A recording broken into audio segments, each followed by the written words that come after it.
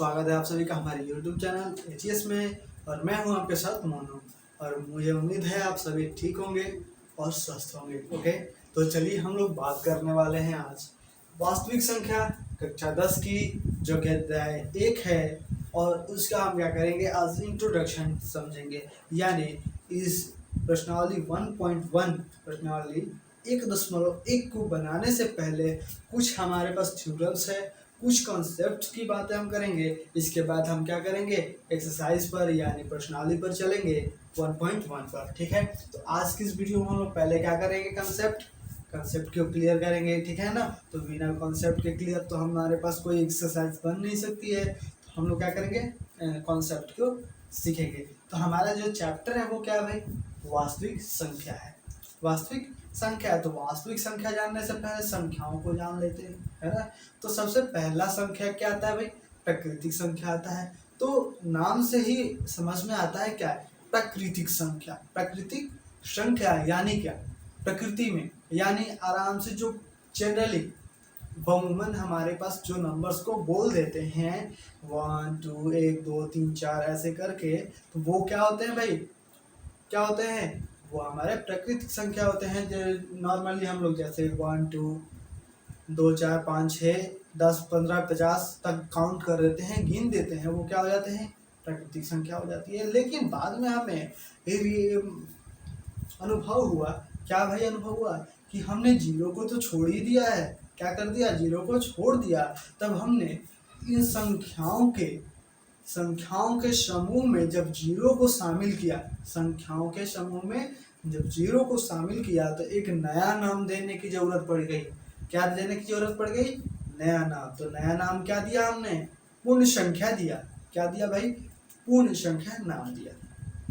अब जब ये पूर्ण संख्या बन गई, तो हमने देखा कि जब हमारे पास नंबर की, जब मान लीजिए हमारे पास क्या करते हैं, तापमान को मापते हैं, तो हमारे पास जो तापमान होता है ना, ठंड के मौसमों में तापमान गिरने लगता है। गिरने लगता है क्या मतलब, जो हमारे पास सेल्सियस में हम लोग देखते हैं टेम्परेचर, तापमान, वो क्या होता है निगेटिव में, यानी जीरो के पास 5 6 ऐसे करते करते 1 2 और जीरो। हमारे तरफ तो नहीं होता है, लेकिन हमारे पास जम्मू में चले जाए, कश्मीर में, या फिर जो भी हमारे पास हिमाचल में चले जाए, तो वहाँ क्या होती है, बर्फ गिरने लगती है ना। तो जब बर्फ गिरती है, इसका मतलब क्या, बर्फ गिरती है इसका मतलब हमारे पास वहाँ पे बहुत ही तापमान जो होता है शून्य के से भी नीचे चला जाता है, यानी माइनस में चला जाता है। क्या चला जाता है, माइनस में, यानी क्या भाई, निगेटिव हो जाता है ना, ऋणात्मक हो जाता है।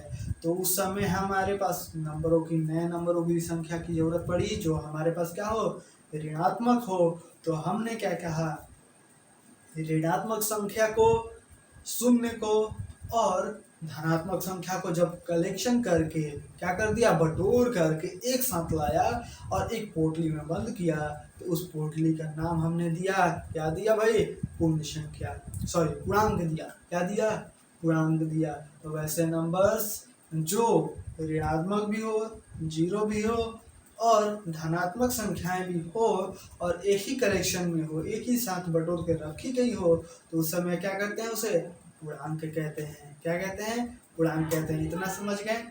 अब हमने क्या कहा कि जब भिन्न में नंबरों को लिखा जाए, क्या कर दिया जाए, भिन्न में नंबरों को लिखा जाए, वो नंबर्स प्राकृतिक हो, क्या हो, प्राकृतिक हो, पूर्ण संख्या हो या फिर पूर्णांक हो, कोई भी नंबर हो, और क्या हो भाई, वो फ्रैक्शंस में हो। क्या हो, फ्रैक्शंस में, यानी भिन्न में हो।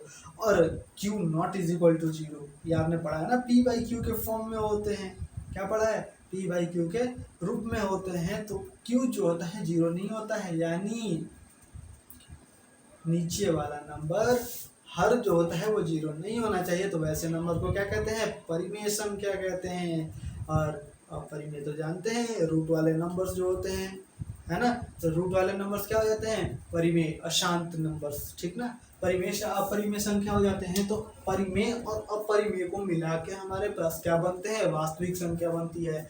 क्या बनती है भाई, वास्तविक संख्या बनती है, ठीक ना। तो हम लोग क्या लिखते हैं, वास्तविक वास्तविक संख्या, है ना, वास्तविक संख्या जो है वो किसके बराबर है, तो परिमेय जोड़ अपरिमेय, इन दोनों नंबरों को मिला करके हमारे पास क्या बनता है, वास्तविक संख्या बनता है। क्या बनता है, वास्तविक संख्या। अब हम बात करते हैं हमारे जो बुक में टॉपिक दिया हुआ है। टॉपिक क्या दिया हुआ है भाई, टॉपिक हमारे पास दिया हुआ है यूक्लिड विभाजन। क्या दिया हुआ है, यूक्लिड विभाजन प्रमेयिका। क्या दिया हुआ है भाई, यूक्लिड डिवीजन प्रमेयिका दिया हुआ है। क्या दिया हुआ है भाई, यूक्लिड डिवीजन प्रमेयिका। एक बार हम लोग इसे मिटाते हैं और देखते हैं हमारे पास जो टॉपिक दिया हुआ है। क्या दिया हुआ है भाई, हमारे पास टॉपिक दिया हुआ है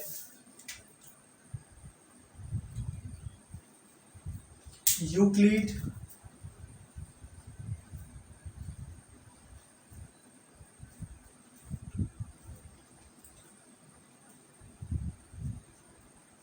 विभाजन प्रमेयिका।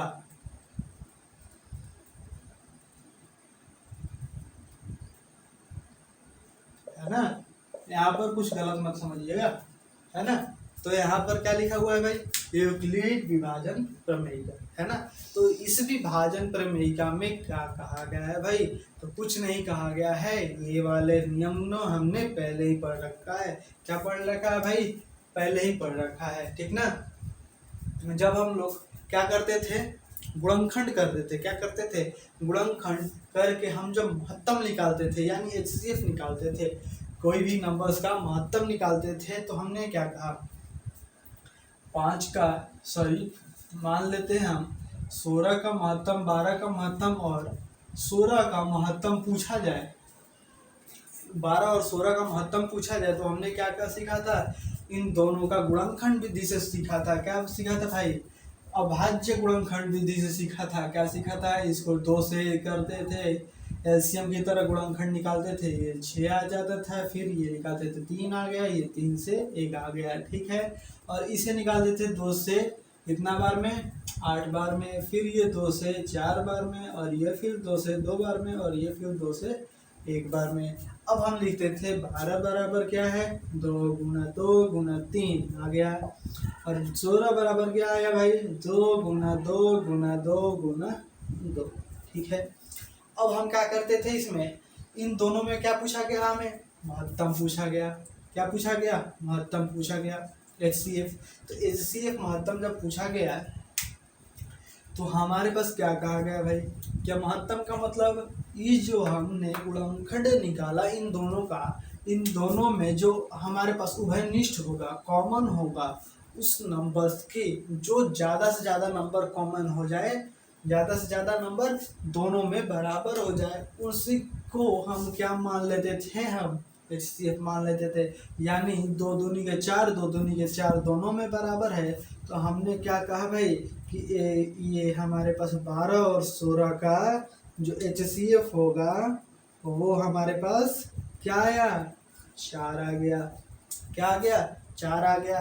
तो इसी को हम नए नाम से यानी यूक्लिड विभाजन प्रमेयिका नाम से हम लोग क्या करेंगे, सीखेंगे। और वो भी किस विधि से सीखेंगे, भागफल विधि से सीखेंगे। कौन सी विधि से, भाग विधि से, ठीक ना। तो यहाँ पर हम क्या करते हैं, ये हमने थोड़ा सा याद किया पीछे वाली क्लास की बातें, है ना। तो इसे हम क्या करते हैं, आपको नोट करना है तो नोट कर लीजिए। हम क्या करते हैं, इसे हटाते हैं। हटाने के बाद हम लोग अब सीखेंगे इस विभाजन में क्या बात की गई है ना, यूक्लिड में क्या कहा गया है। तो देखो भाई, यूक्लिड कहता है कि जब हम लोग भाग देते हैं, क्या करते हैं, भाग देते हैं, तो क्या क्या नंबर आते हैं। इसमें नाम तो आपको पता होगा ना क्या क्या है ना। ये होता था हमारे भाज्य होता था, क्या था, भाज्य।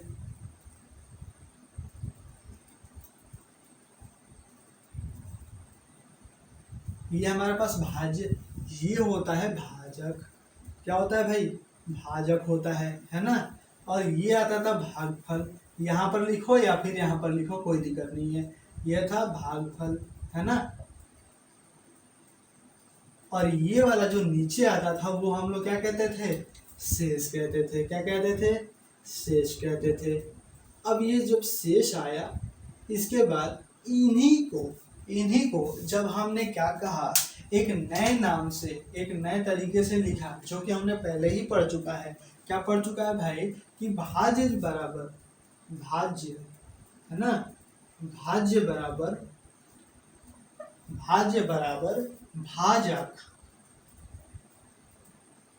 भाजक गुना भागफल,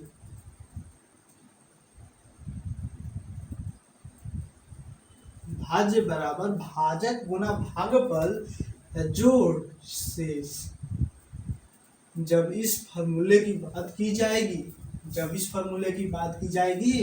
और इसी फॉर्मूले से हम क्या कर लेंगे, इस नाम को जानते हुए हम क्या कर लेंगे, निकाल लेंगे HCF। तब हम क्या कहते हैं, यूक्लिड विभाजन प्रमेयिका के जगह पर प्रमेय लिखा रहे या फिर एल्गोरिदम लिखा रहे, दोनों का मतलब सेम होता है, उससे आपको परेशान होने की कोई जरूरत नहीं है। तो यहाँ पर शेषफल जो होगा ना, शेषफल जो हमेशा जब इस विधि में आता है, शेषफल जो होता है, शेषफल हमेशा जो होता है वो छोटा होता है। किससे छोटा होता है, भाजक से छोटा होता है। क्या होता है, भाजक से हमेशा छोटा होता है, ठीक है। लेकिन ये 0 के बराबर भी हो सकता है और 0 से बड़ा भी हो सकता है, ठीक ना, लेकिन भाजक से छोटा हो सकता है। और इसी हम लोग क्या कर लेते हैं, इसी फॉर्मूले से जानते हुए हम क्या करेंगे, यूक्लिड विभाजन प्रमेयिका को हम HCF निकालेंगे जब तक 0 ना हो जाए। यानी हम एक एग्जांपल लेते हैं, क्या करते हैं भाई, एक एग्जांपल लेते हैं और सीखते हैं। एक एग्जांपल हम क्या लेते हैं, थोड़ा सा हम देखते हैं।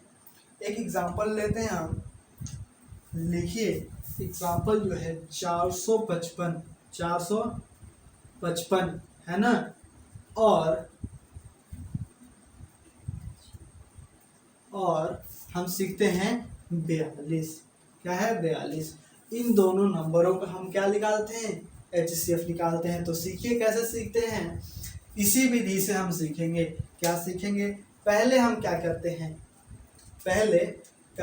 क्या, देखिए हम सबसे पहले क्या करते हैं, इन दोनों नंबर में जो छोटा नंबर है उसे हम देखते हैं। जो छोटा नंबर होता है उसे हम भाजक मान लेते हैं।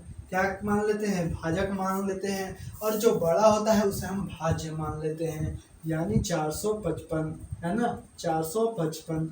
अब इसे हम क्या करना शुरू करते हैं, भाग देना शुरू करते हैं। तो भाग देना जब शुरू करते हैं तो ये तो एक बार में आएगा, ये कितना आ गया, 42।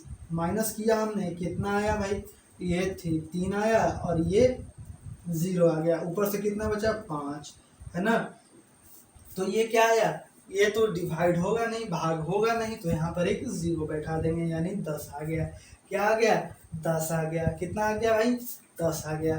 तो 10 आ गया, तो अब हम क्या करते हैं, जब हम अब रिमाइंडर, यहाँ पर शेषफल 0 नहीं आया, तो पहले इतनी भाग को लिखते हैं। कैसे निकलेंगे, पहले लिख देंगे स्टेप, पहला चरण है, चरण 1 लिखेंगे या फिर इंग्लिश में लिख देंगे स्टेप 1, उससे कोई दिक्कत नहीं है।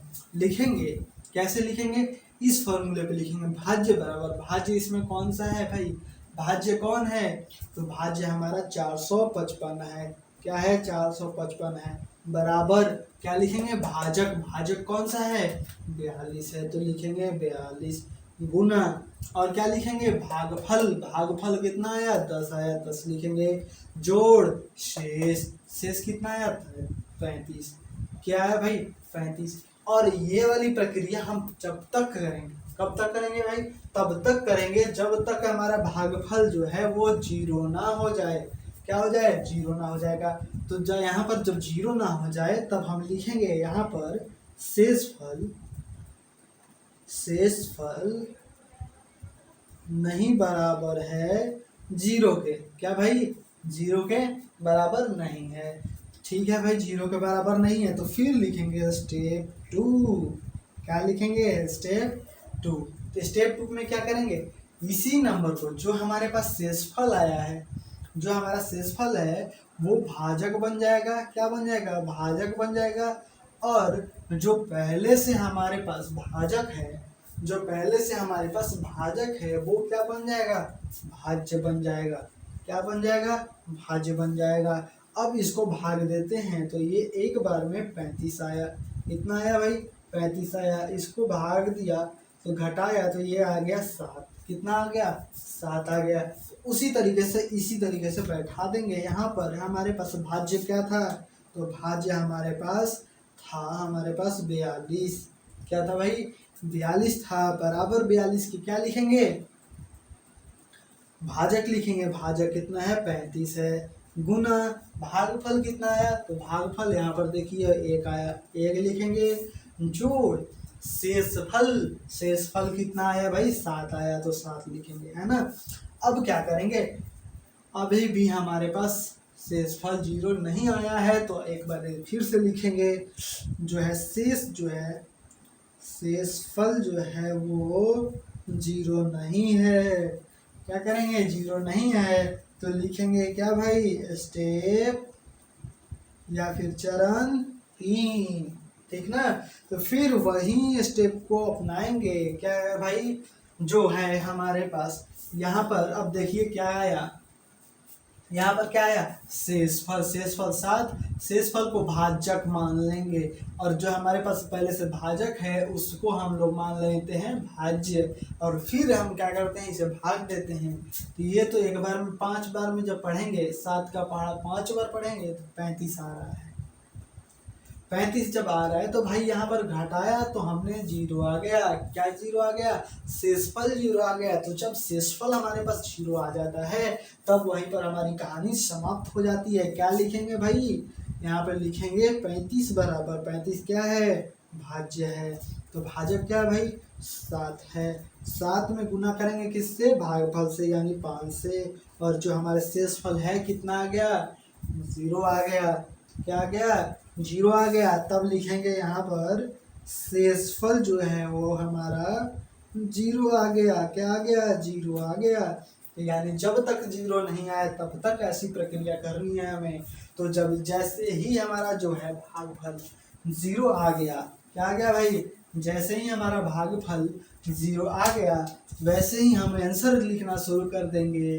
क्या लिखेंगे? HCF। क्या लिखेंगे भाई? HCF। क्या निकालना था हमें? HCF निकालना था किसका? 455 और 42 का निकालना था। लिखेंगे 455 और 42।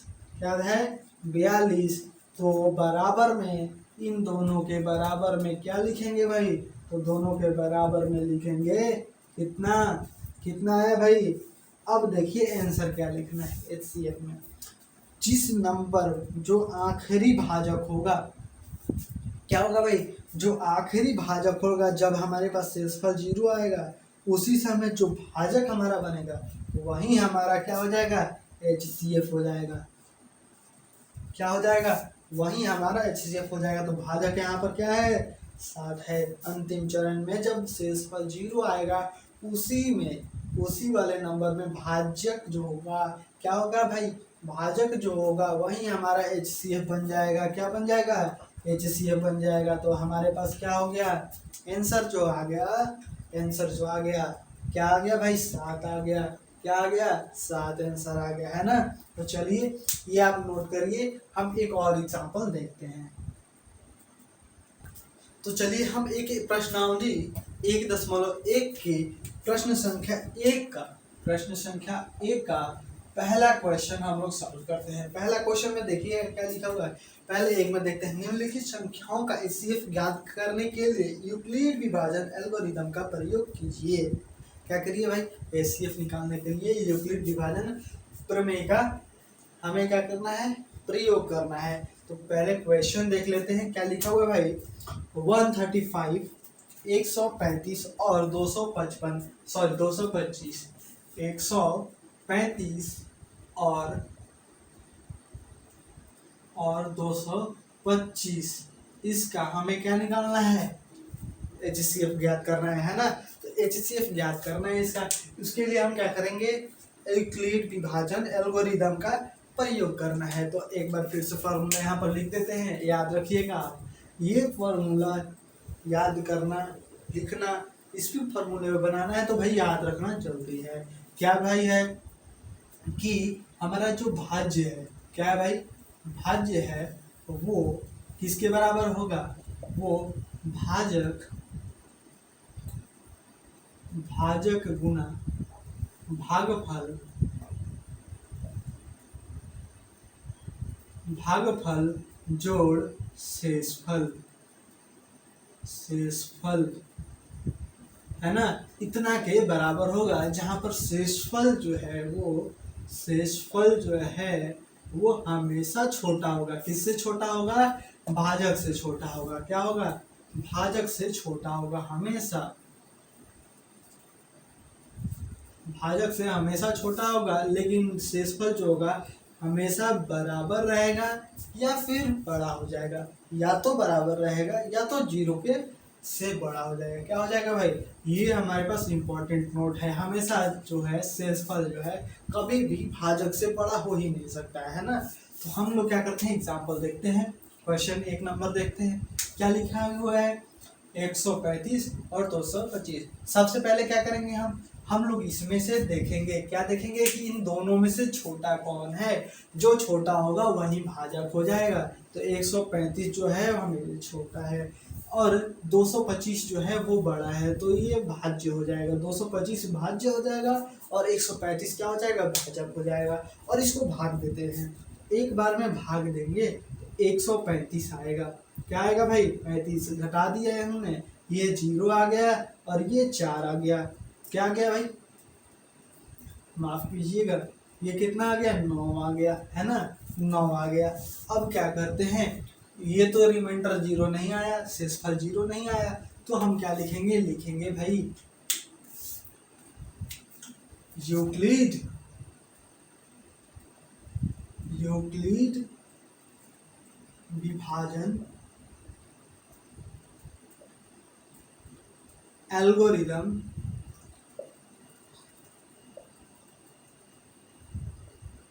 एल्गोरिदम से, है ना, एल्गोरिदम ही है ना, एल्गोरिदम है, एल्गोरिथम है ना, एल्गोरिथम, एल्गोरिथम से, है ना। तो इस फॉर्मूले से हम क्या करेंगे, चरण 1 चरण लिख दीजिए या फिर स्टेप लिख दीजिए, कोई दिक्कत नहीं है ना। पहले चरण में हम क्या लिखेंगे कि ये जो है हमारा क्या है भाई, भाज्य है, भाज्य बराबर 225 बराबर है, ये फॉर्मूला पर ही इसे पुट कर देना है। जो जो कहा गया है वहां का नंबर उठा के यहाँ पर रख देना है। यानी भाज्य बराबर, भाज्य कितना है, 225 है, तो वो किसके बराबर होगा, भाजक के, भाजक कितना है 135 गुना भाज्य के, सॉरी भागफल के, भागफल कितना आया, 1 आया। और शेषफल कितना आया भाई, शेषफल 0 आ गया, शेषफल 0 आ गया। अब क्या कर दिया, यहाँ पर देखो शेषफल 0 अभी तक नहीं आया, जब तक 0 नहीं आए तब तक काम करना है। 0 नहीं आया, लिखेंगे शेषफल बराबर नहीं है 0 के, तब चरण 2 लिखेंगे। चरण 2 में, नेक्स्ट चरण में क्या लिखेंगे भाई, लिखेंगे 225। क्या लिखेंगे, क्या लिखेंगे भाई, यहाँ वाला नंबर, यहाँ वाला नंबर और यहाँ वाला नंबर, यही दोनों नंबर उठाना है। यानी जो भागफल होगा, भागफल वो हो जाएगा भाजक। क्या हो जाएगा भाई, भाजक हो जाएगा। और जो हमारे पास पहले से भाजक था, क्या था भाई, पहले से भाजक था, वो भाज्य बन जाएगा 135, है ना। तब इसको भाग देंगे तो ये भी एक ही बार में जाएगा और ये 90 हो जाएगा। और जब ही जैसे ही इसे हम घटाएंगे तो ये आ गया 45। क्या आ गया, 45 आ गया, है ना। तो जैसे ही 45 आया तो यहाँ पर भी देख रहे हैं हमारा पास 0 आंसर नहीं आया। तो फिर उसी तरीके से हम लिखेंगे, यहाँ पर क्या लिखेंगे, 135 बराबर, क्योंकि ये 135 क्या है भाई, भाज्य है। क्या है भाई, भाज्य है। तो बराबर 90 गुना 1 जोड़ 45। कैसे लिख दिया हमने, तो यहाँ पर देखो हमने क्या किया, 135 को 35 है तो भाज्य लिख दिया यहाँ पर। भाजक लिखना है इसके बाद, तो भाजक 90 है, गुना भाजक, भागफल लिखना है 1, तो 1 यहाँ पे है। प्लस में भागफल लिखना है तो भागफल यहाँ पे है, सॉरी शेषफल यहाँ पे है। तो हमने क्या देखा, यहाँ पर भी हमारे पास शेषफल 0 नहीं आया, लिखेंगे शेषफल जो है वो 0 नहीं है। तो हम क्या करेंगे, चरण फिर पढ़ेंगे अगला, चरण 3 में क्या करेंगे भाई, हमारे पास जो भागफल आया और जो भाजक था है ना, उसको उठाएंगे और क्या कर देंगे, अगले ही चरण में, अगले ही स्टेप में इन दोनों को डिवाइड कर देंगे, भाग कर देंगे। जो हमारे पास भागफल आया उसको भाजक मान लेंगे और जो भाजक पहले से था उससे भाज्य मान लेंगे, है ना। भाज्य भाजक में कंफ्यूज नहीं होना है भाई, बहुत पहले ही आप जो लोग पढ़ चुके हैं छोटे छोटे क्लासों में, है ना। तो आप क्या करेंगे, इसको डिवाइड करेंगे, भाग करेंगे। 90 दो 45 दूना कितना होता है 90, घटाया हमने क्या आ गया 0 आ गया। तो जैसे ही 0 आ गया तो हमने खुश हो गया भाई, जैसे ही 0 आया हम खुश हो गए कि हमारा जो है क्या भागफल शेषफल 0 आ गया। तो जैसे ही शेषफल 0 आ जाएगा भाजक हो जाएगा हमारा HCF, भाजक जो होगा हमारा क्या हो जाएगा HCF हो जाएगा। तो हम यहाँ पर लिखेंगे, क्या लिखेंगे, 90 बराबर वो 90 बराबर क्या हो जाएगा भाई, वो 45 गुना 2 जोड़ 0। तब हम लिखेंगे यहाँ पर शेषफल जो है, शेषफल जो है वो 0 हो गया भाई। शेषफल जैसे ही 0 आ गया तब हम लिखेंगे HCF किसका HCF 225 का और किसका है 135 का, ठीक ना। इन दोनों का HCF कितना आ गया, जो है हमारे पास लास्ट स्टेप में जो 0 आया उससे पहले का हमारा भाजक, उसका क्या हो जाएगा भागफल हो जाएगा हमारे पास 45 HCF हो गया, ठीक ना। और यहाँ पर जरूरी नहीं है कि 225 और 135 का ही आया। 225 45 के बाद देखो यहाँ पर जो नंबर है और यहाँ पर नंबर है उसी का जो हमारे पास ये HCF आया वो लिख सकते हैं यहाँ पर। लेकिन हम 135 और 90 का भी लिख सकते हैं इसके बराबर। ये क्या हो गया HCF जो है 135 और 90 का भी हो जाएगा, यही वाला HCF है ना। और 90 और 45 का भी HCF जब निकालेंगे तो 45 ही आएगा, है ना। तो जो हमारे पास ये है भाजक, है ना, भाजक जो है और भाज्य जो है, भाज्य और जो भाजक है, इन दोनों को जो हमारे पास नंबर्स दिख रहे हैं, जहाँ से शुरू हुआ जहाँ खत्म हुआ, उनके बीच में जितने भाजक और भाज्य दिख रहे हैं चरणों में, है ना, उन सभी का HCF जो होगा वो उनका HCF जो होगा वो लास्ट वाले स्टेप में जो आया हमारे पास क्या भाजक, वही हो जाएगा भाई, क्या हो जाएगा वही हो जाएगा, ठीक है ना। तो ये दोनों हो गया। अब इसके बाद जो हमारे पास उदाहरण में 2, 3, 4 है उसको हम लोग क्या करेंगे अगले वीडियो में देखेंगे। और फिर एक्सरसाइज को भी हम लोग क्या करेंगे, प्रश्नावली को भी देखने का प्रयास करेंगे। तो हम लोग क्या करते हैं इस वीडियो को यहीं पर अंत करते हैं। अपने फ्रेंड्स के साथ वीडियो को जरूर शेयर करें, है ना। चैनल को सब्सक्राइब कर लीजिए क्योंकि रोज वीडियो आएंगे आपके पास, आपको जानकारी मिल जाएगी जैसे ही आप सब्सक्राइब करेंगे और बेल आइकन को ऑन करेंगे। तो जैसे ही 5 बजे आपको शाम में प्रतिदिन वीडियो मिलेंगी, फटाफट मिल जाएंगी आपको, है ना। तो चलिए अगले वीडियो में मिलते हैं और अपने फ्रेंड्स के साथ वीडियो को जरूर शेयर करिएगा। चलिए मिलते हैं अगले वीडियो में।